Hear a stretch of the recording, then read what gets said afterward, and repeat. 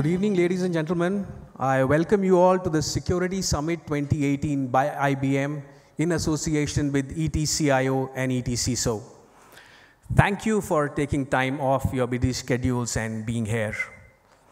Information and communication technologies are witnessing a rapid expansion of social, physical, and virtual networks, connecting people, processes, and objects in innovative ways and on an unmatched scale. It is increasingly becoming a reality that mankind is at the cusp of a disruption wherein everything and everywhere is, will be, or can be connected. As being connected is the new normal, it has driven huge change across government, business, civil society, and our daily lives. Hyperconnectivity doesn't just enable us to do things with enhanced efficiency. It radically alters the way we do things and even what can be achieved. From e-health and smart grids to embedded sensor networks, technology is fueling innovative collaboration and new types of partnerships, particularly among governments, businesses, and individuals. However, there is a growing feeling that this is just the beginning. Going forward, it may be tough to fully comprehend the depth and breadth of both opportunities and risks associated with this connectivity. We have seen how responders to earthquakes have been connected via volunteer mapping platforms with real-time needs communicated through texts from victims on the ground. Unfortunately, we've also seen cybercrime running into billions of dollars every year. Recent cyber attacks by hacktivist groups against business targets have caught the world's attention. In such a scenario, supporting the pace of growth and innovation in the global economy will need resiliency to counter sustained cyber attacks. Top enterprise information security decision makers, CEOs, and senior public leaders can address the situation because of the strategic and organizational change issues that need to be resolved. This evening, you will hear security experts and leaders talk about the emerging trends in security in India and how to deliver at the scale and speed necessary to protect your business from the challenge of today and tomorrow. The evening begins with an address by a security expert who's flown all the way from the US. He's an internationally renowned security technologist and is called a security guru by The Economist. He's the author of 13 books, hundreds of articles, essays, and academic papers. He also teaches at Harvard University and a special advisor to IBM Security. Ladies and gentlemen, please welcome Mr. Bruce Schneier.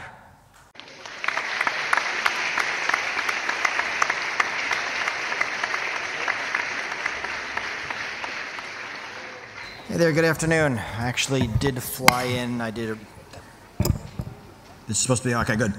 I arrived a couple nights ago, so I'm mostly awake now. Hopefully this will work. Thanks for coming. I know we all have busy days and the traffic is bad, so I appreciate people showing up. I want to talk about security that I see coming in the next few years and how that's going to change our industry. And the way I want us all to think about the world is that everything is becoming a computer.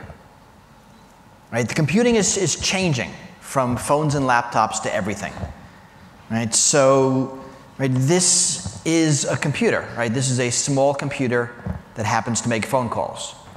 And similarly, your microwave oven is a computer that makes things hot, and your refrigerator is a computer that keeps things cold.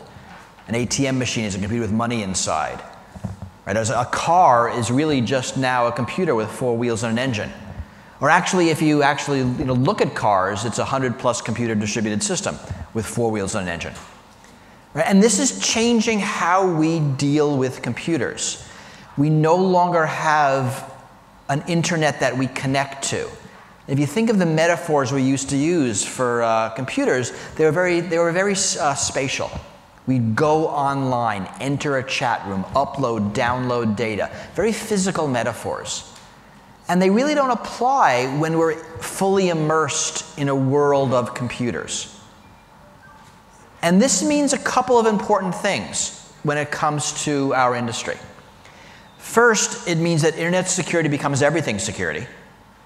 And second, it means all the lessons from our world become applicable to everything. So I want to start by giving 5 of these lessons that we know in our field that are suddenly going to matter everywhere. The first is that computers are hard to secure. Right? We know this. Right? Most software is poorly written. Most software is insecure. And the basic reason is that the market doesn't want to pay for secure software. Right? Good, fast, cheap, pick any two. The market has picked fast and cheap over good. And we are used to poor quality software on our computers, on our phones. We're really not used to it in the rest of the world. And for security, right, poor software is full of bugs. Some bugs have security vulnerabilities. Our software is riddled with vulnerabilities. Now, you know this thing gets updates every few days. We run Windows. We get a dozen patches every month. These are all vulnerabilities. And that's going to continue. Right? That's not going to change. The second lesson is that the internet was never designed with security in mind. In some ways, that's surprising. But in the 70s and 80s, 2 things were true. One, the internet was unimportant and not used for anything important. And 2, you had to have special physical access to get on the internet. And for those 2 reasons, it was largely believed by the designers that security should be handled elsewhere. Right, so the DNS system is not secure. Packets are not encrypted. The border gateway protocol isn't secure. Email isn't secure. Right, these things were never designed to be secure. And attempts to retrofit security on them have taken 10, 20 years and are still not complete. And we're still living with the decisions made in the 70s and 80s, back when the internet was unimportant. The third lesson is about extensibility. And this is something that we in the computer field understand and the rest of the world does not. Computerized systems are fundamentally extensible, which means you can't constrain their functionality. Right? So at DEF CON every year, some hacker gets some IoT device to play the computer game Doom. They've gotten cameras and printers and thermostats to play Doom. Now, that shouldn't surprise any of us, right? Those are all computers. They run software. Of course they can play Doom. But that's not true of the rest of the world. Right? When I was a kid, I had a phone, an ugly black thing with a cord attached to the wall. It was a good phone, but no matter how hard I tried, I couldn't make it do anything other than be a phone. That's different from this, a computer with a phone inside. This can do whatever you want. That's what "there's an app for that" means. And it's the inherent extensibility of computers that allow for things like malware and ransomware and viruses. Because all those are new features on your computers. The features you didn't want, the features you didn't ask for, features you don't know about. But all it is leveraging the inherent extensibility of computers in a way that is just not possible with non-computer devices.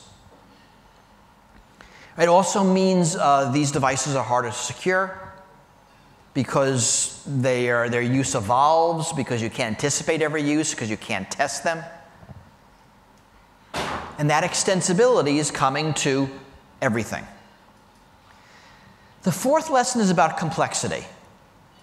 Right? The complexity of computerized systems means attack is easier than defense. And complexity is also something we're used to. And we know that complexity is the worst enemy of security. Right? A whole bunch of reasons why this is true. The attacker has to just find one way in. The defender has to defend every way. A more complex system is a larger attack surface. But basically, what this means is attack is easier than defense. And security is hard. right? There are just so many options, so many configurations, so many interactions. And that's my fifth lesson, that there are new vulnerabilities in the interconnections. The more we connect things to each other, the more vulnerabilities in one thing affect other things. Right? So some examples, if you remember the Mirai botnet, about a year and change ago, actually less than a year, vulnerabilities in DVRs and CCTV cameras allowed hackers to launch a massive DDoS attack against a name server, which dropped about 25 popular websites. There was a big hack, I think 2014 in the United States, Target Corporation. Their financial system was hacked by a group that got into the network via some air conditioning contractors in several mid-Pennsylvania stores.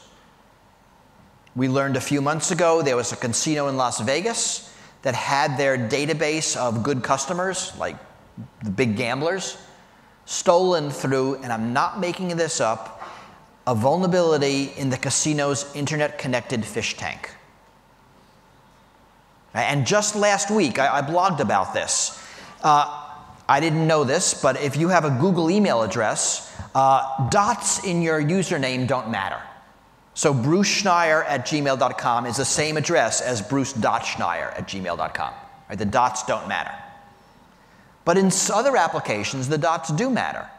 And I wrote about a vulnerability between Netflix and Google, because on Google the dots don't matter, but in Netflix they do matter. Now that's a tough vulnerability, because who do you blame?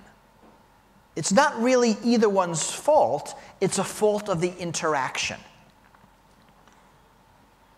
And there are infinitely more of these interactions. The last lesson, and something else I think we're used to in our industry, is that attacks always get easier, better, and faster. Right? We've seen this. We've watched passwords get increasingly difficult to remember as computers have just gotten better at password guessing. They've just gotten faster. Attackers get smarter. They adapt. And if you're working in safety, if you're working in, I don't know, typhoon safety, you never have to worry about the typhoons changing their tactics based on your defenses.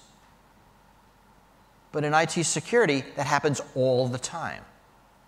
The attackers adapt to what we do. They change what they do based on what we do. There's a never-ending arms race. And expertise flows downhill. So what's today a top-secret government program, tomorrow becomes a PhD thesis, and the next day is a standard hacking tool. And we see this again and again and again. Right, 2014, Snowden released an NSA program called Quantum, which is basically man-on-the-side attacks inside the network. I mean, I could explain to you what it means, but you could just download something called AirPawn, which is the hacker equivalent. And sure, it took the hackers a few years later to reinvent the same thing, but they did. And this happens with so many things. Right, there are cell phone IMSI catchers, fake cell phone towers, that the FBI had as a pretty secret attack tool for many years. You can now go on Alibaba.com and buy one for about $1,000. In China, they're actually used to send spam to cell phones. So these things are true in our world, and they're about to be true everywhere. At the same time, there are a bunch of environmental issues that give us the world we have. Basically, everyone favors insecurity.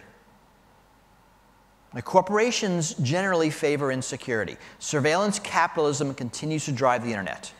Right? That is how most internet companies make money. And they do that by collecting our data. And that inherently requires insecure systems. So they have access to it.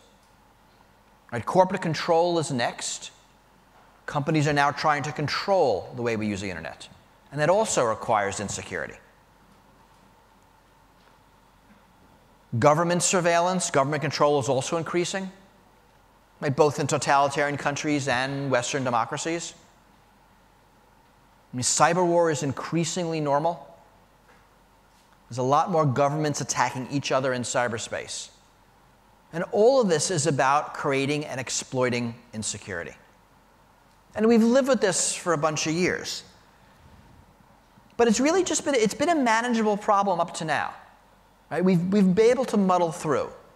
I worry that for a confluence of reasons, we're reaching a crisis. And that we actually have to take this much more seriously, or the results are going to be much worse. And the reason is, well, it's several things. It's automation, it's autonomy, and physical agency. And these things are what's changing. And this gets back to everything becomes a computer. If you remember the CIA model of security, confidentiality, integrity, and availability. Those tend to be the three things we are concerned about. By and large, our industry worries about confidentiality, right? Privacy, data theft, data misuse. Right? The big data breaches are all about confidentiality. Someone stole our data, someone's using it for some other purpose. Right? But the threats come in many forms. Ransomware is an availability attack. Manipulating bank balances is an integrity attack. And today, the integrity and availability threats are much worse than the confidentiality threats. And that's because of autonomy, automation, and physical agency. Right? The effects are now greater. There's real risk to life and property. Right? So I would be concerned if someone hacked into my hospital and stole my medical records. Right? That's a confidentiality attack. I would be much more concerned if they changed my blood type. That's a data integrity attack. I would be concerned if someone hacked into my car and used the GPS to follow me around. Right? That's a confidentiality attack. I'd be much more concerned if they disabled the brakes. That's an availability attack. As we build these computer systems that affect the world in a direct physical manner, these attacks affect life and property. So it's cars, medical devices, weapon systems, thermostats, power plants, smart city, anything. There's a fundamental difference between your spreadsheet crashes and you lose your data, and your embedded heart monitor crashes and you lose your life. Even though it could be the same CPU, the same operating system, the same application software, and the same vulnerability. Right? Because the computer is being used differently, the effects are wildly different. So that's the fear. At the same time, some of the kind of tenuous systems we have been using are starting to fail. So the first one is patching. I think patching is failing. And patching is how we get security. Right? Our computers and our phones are as secure as they are for two basic reasons. One, there are teams of engineers at Apple and Microsoft and Google and elsewhere that design them to be secure in the first place. And two, those same teams are able to quickly and effectively deliver security patches to all of our devices when they discover vulnerabilities. Right? That isn't true for low-cost systems like DVRs and home routers. They tend to be built at a much lower profit margin. They're built by third parties, and they're built by teams that come together, design them and build them, and then disband. They don't have these ongoing security teams available to write patches.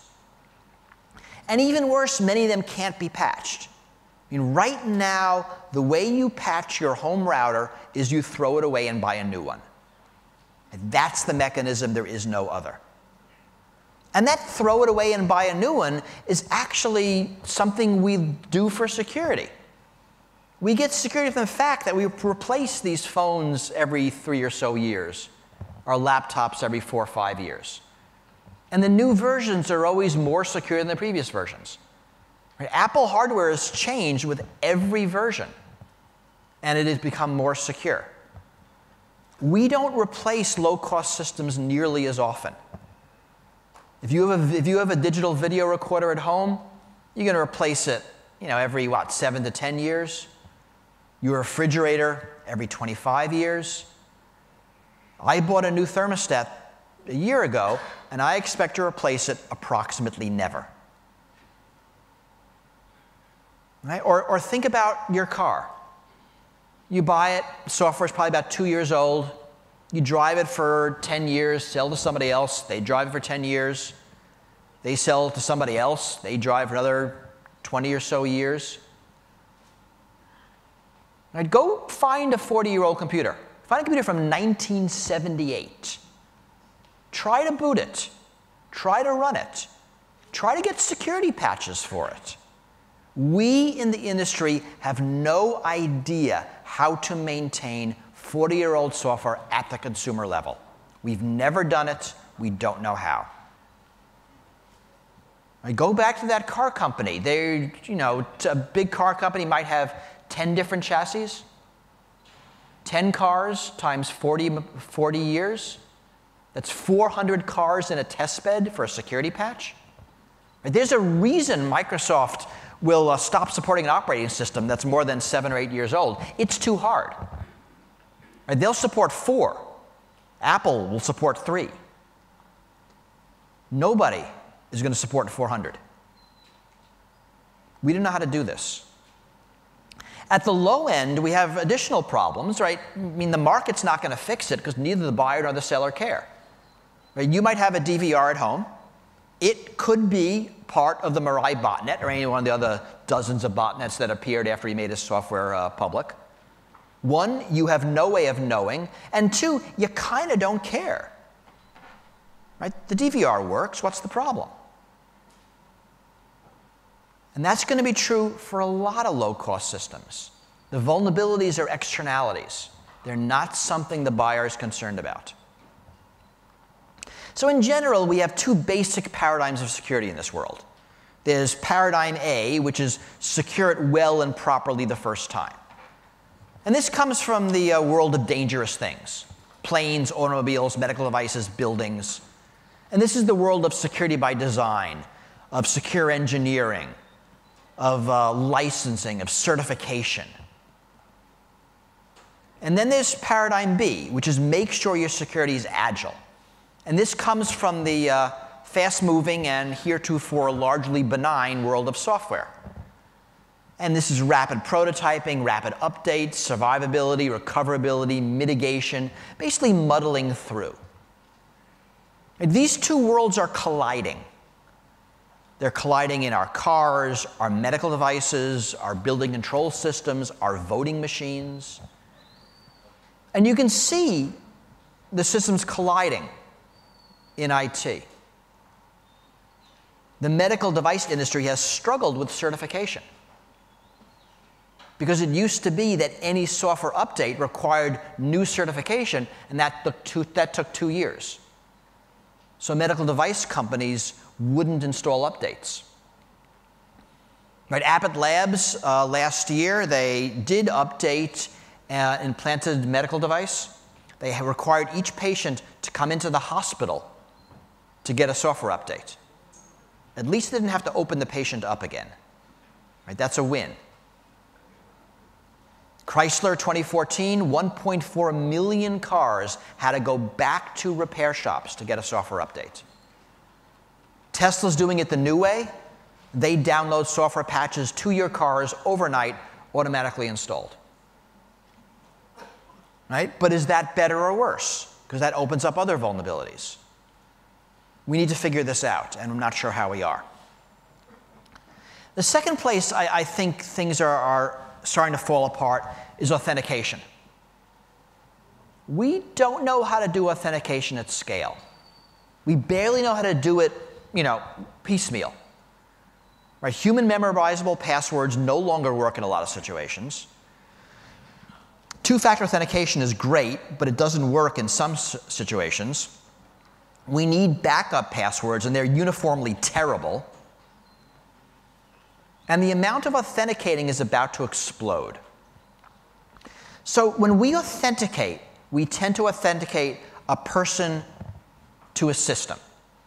Right? I authenticate myself to the bank's computer, to my corporate computer, to my phone. And we're pretty good at that. But in this world of the Internet of Things, computers are going to authenticate themselves to computers.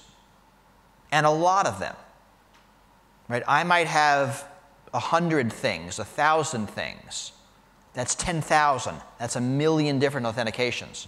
They all have to talk to each other. Now, we do thing-thing authentication, but we get involved. Right? Same thing of Bluetooth.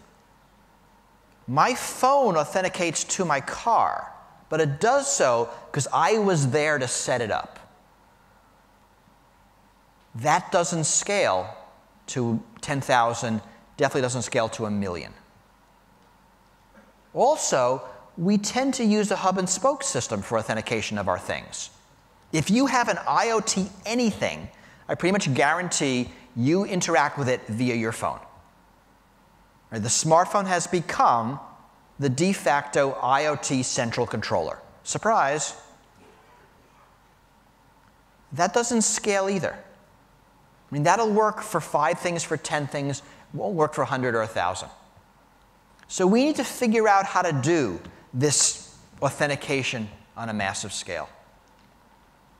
Meanwhile, the risks are going to get pretty catastrophic. Right? We're talking real risks to life and property. You saw that scary video about ransomware. It's going to happen to your car.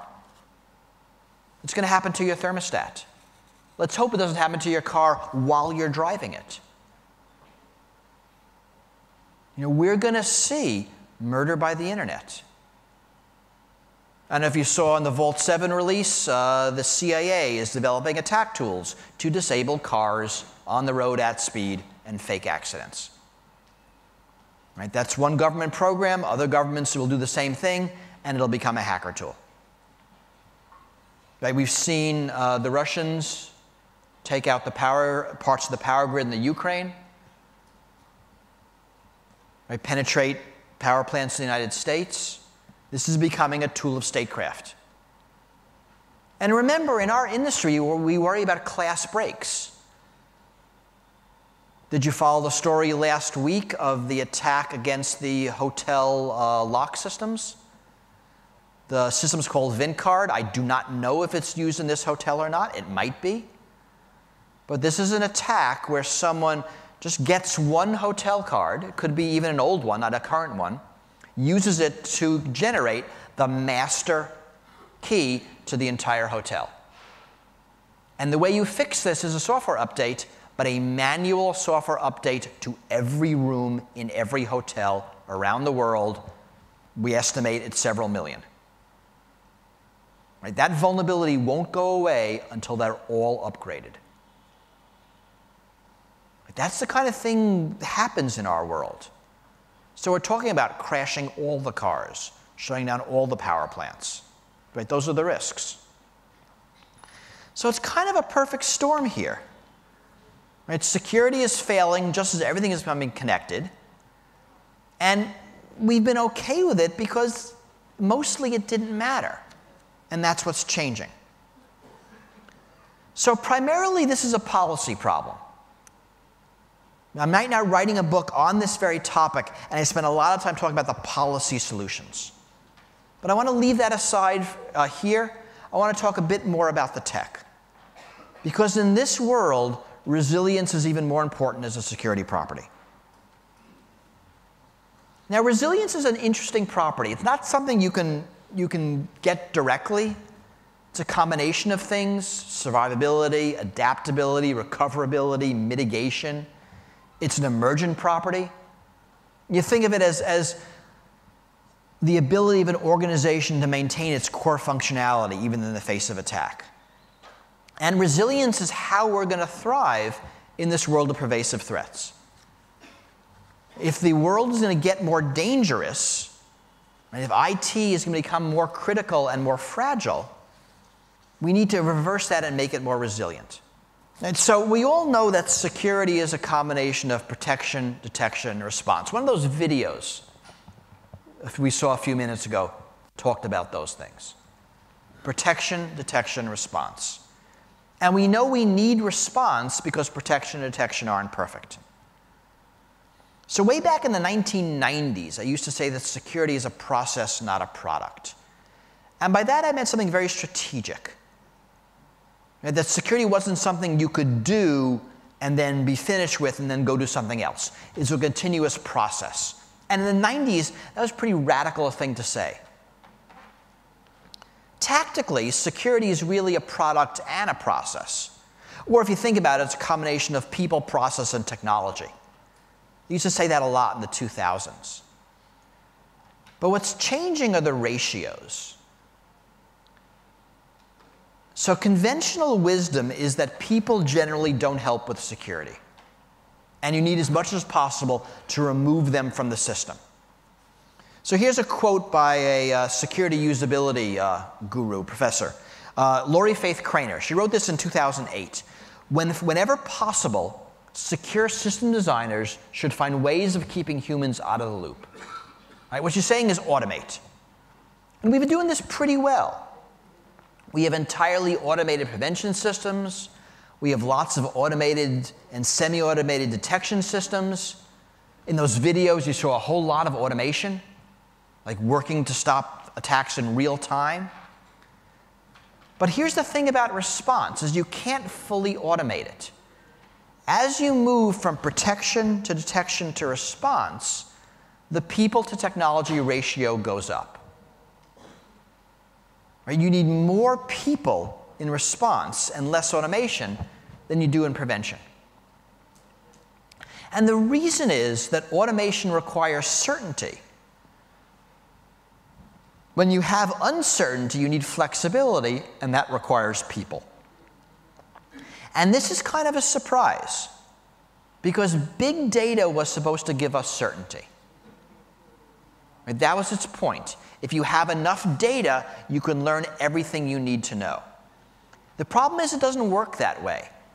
And I think that's caused a harmful mindset in our industry. So let me give you 5 conceptual differences between a world of certainty and a world of uncertainty. So in a world of certainty, you focus on the data. Right? The more data, the better. More sensors, more data flows, more information. In a world of uncertainty, you focus on understanding. If you'll never have enough data, it's smarter to make better use of the data you have than go out and get more. In a world of certainty, the focus is on planning. You have all the information, so you can create the perfect plan. In a world of uncertainty, you focus on execution. You'll never have a good enough plan, so you need to be able to execute well. In a world of certainty, you focus on synchronization. In a world of uncertainty, you focus on initiative. In a world of certainty, you centralize. In a world of uncertainty, you decentralize. And lastly, in a world of certainty, you focus on control. In a world of uncertainty, you focus on command. In this world of certainty, you can get resilience through automation. But in the world of uncertainty, you get resilience through orchestration. And I'm going to come back to that word in a second. Incident response is inherently uncertain, and that makes it hard to automate. All attacks are different, all networks are different, all security environments are different, all organizations are different, regulations are different, and in most cases, the political and economic considerations are much more important than the tech considerations. And honestly, in most attacks, what an organization does after they've been attacked matters a lot more than what they did before. I mean, that's the lesson of Equifax. That's a lesson of the city of Atlanta. That's a lesson of attack after attack after attack. This doesn't mean there isn't any room for technology or even for automation, but it means it takes a back seat. So this is Lori Craner again from that same paper. She writes, However, there are some tasks for which feasible or cost-effective alternatives to humans are not available. In these cases, system designers should engineer their systems to support the humans in the loop and maximize their chances of performing their security-critical functions successfully. Right? If you can't automate, if you can't take out the people, make them successful. Think of any emergency response. Think of police, medical, fire, military. In all of those examples, the humans are in charge. They use technology, but they're in charge. Right, so 2 days ago, I flew here from the United States. In the US, I went through airport security. You've gone through airport security. You know that's a system where the technology is in charge. There are people, but they're doing what the technology says.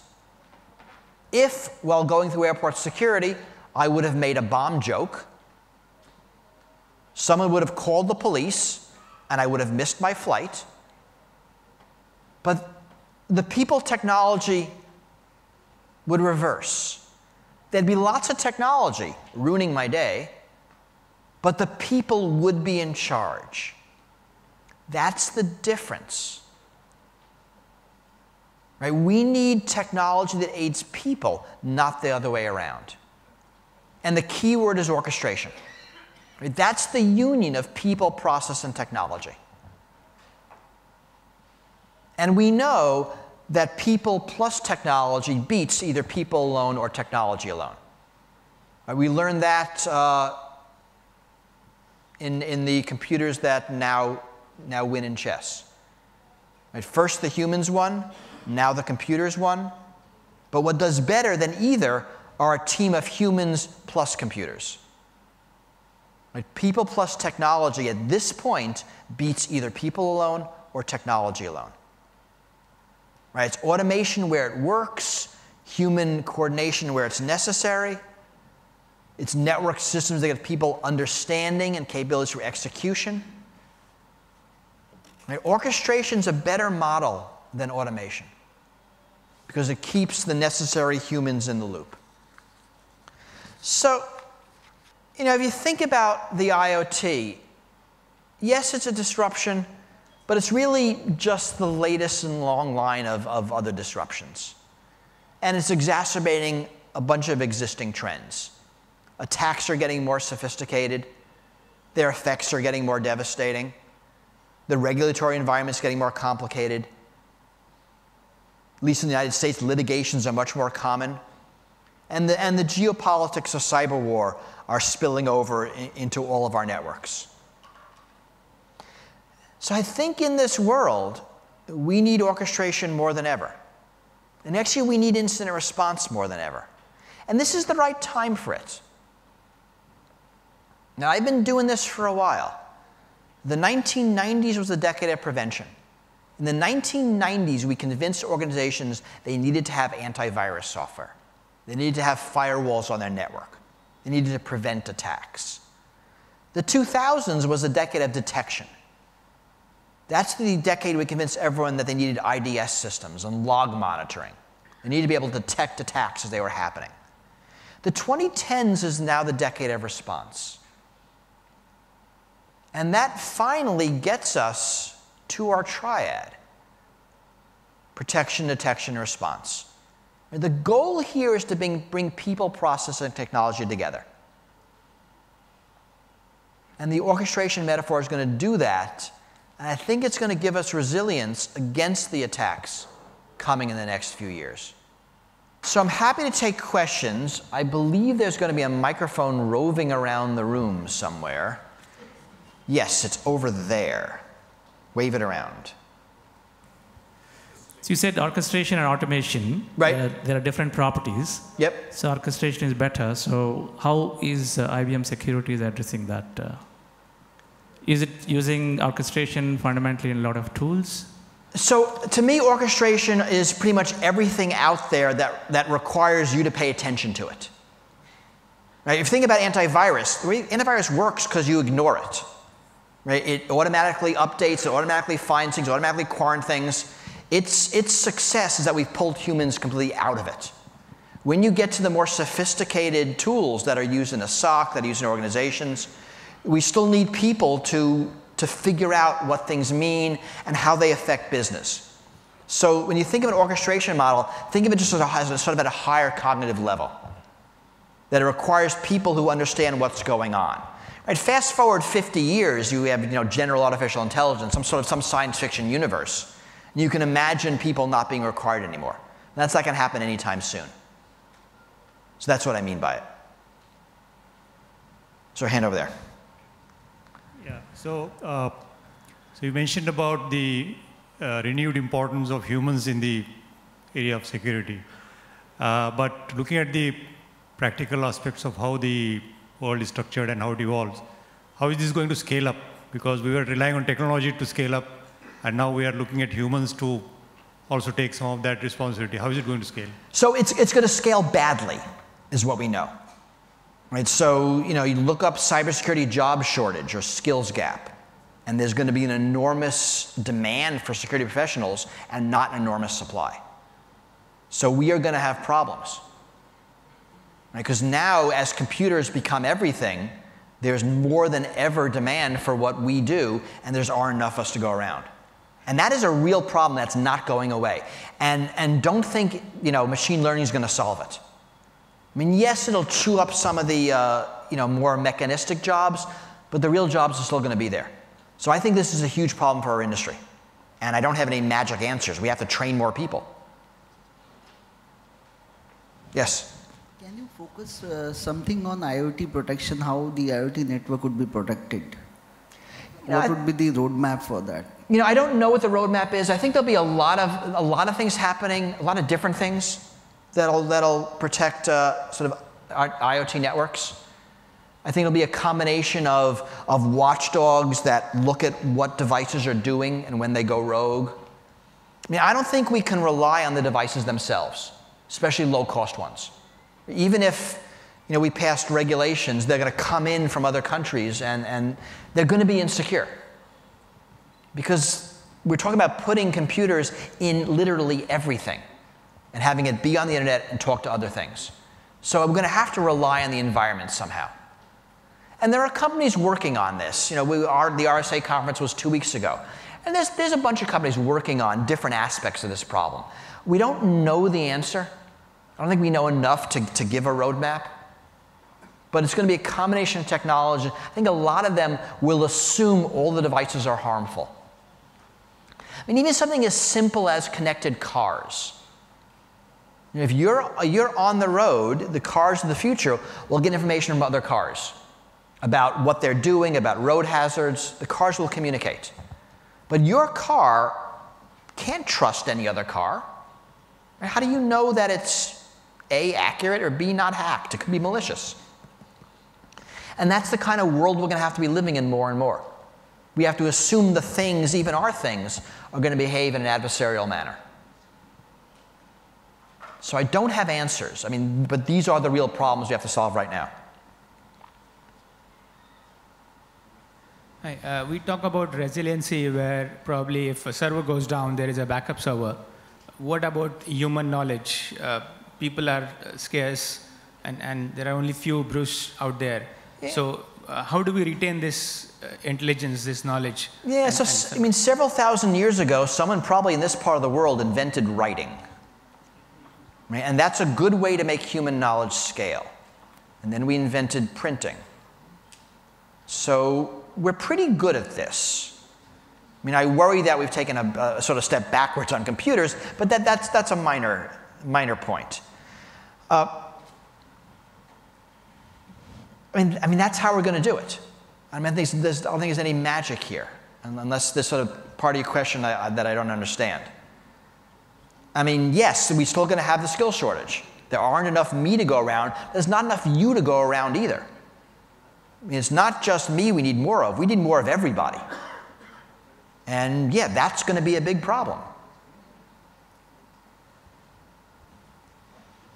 So I have a question regarding the integrity part. So you mentioned integrity could be the another front of attack in our organization. So when we look at emerging technologies like blockchain, which can work in the people plus technology setup and can solve integrity problems, how are we looking at that? I mean, they also don't seem very scalable as of now. But what do you think is the roadmap for this, or what do you think what may happen in the future for this? So personally, I'm not a big blockchain fan, right? Blockchain, so let me dump the hype.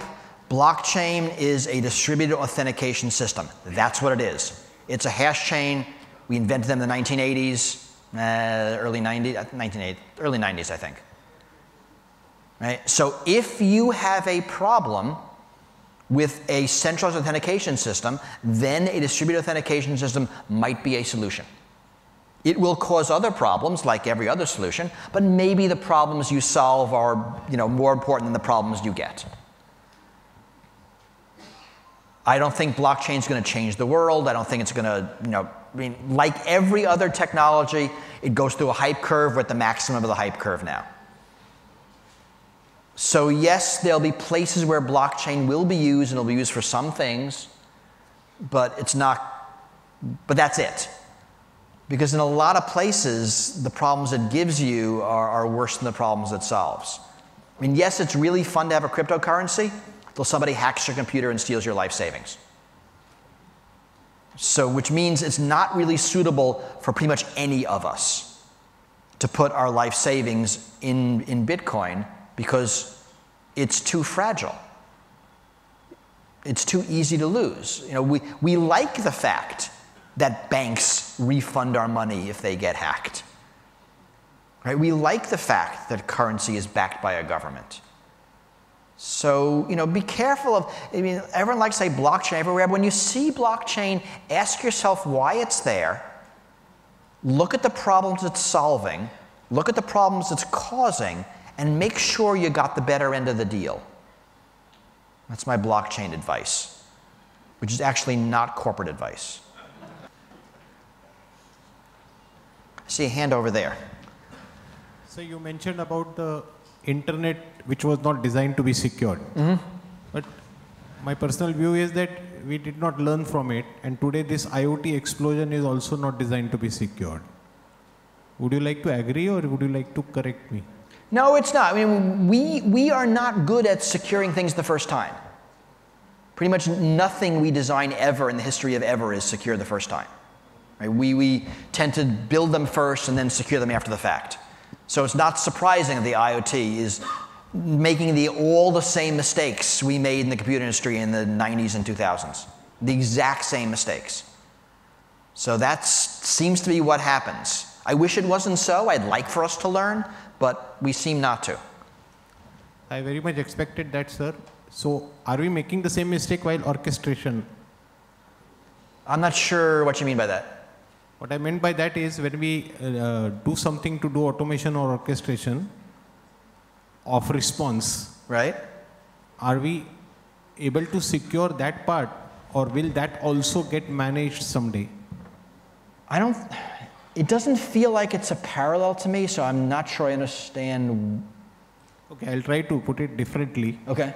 If I am automating something, someone can take control of it and change that. Right. So, but what's your alternative? The response part. Right, but what's your alternative? You're saying don't do it this way. How else would you do it? My view is that there is no replacement to the intelligence that a human possesses. Let's talk after this, because I'm not sure I'm understanding your question, and I want to answer it. Sure, thank you. Okay. Thanks for coming. I will hang around here, so during the next break, I'll be here. Happy to talk to all of you. Thanks very much.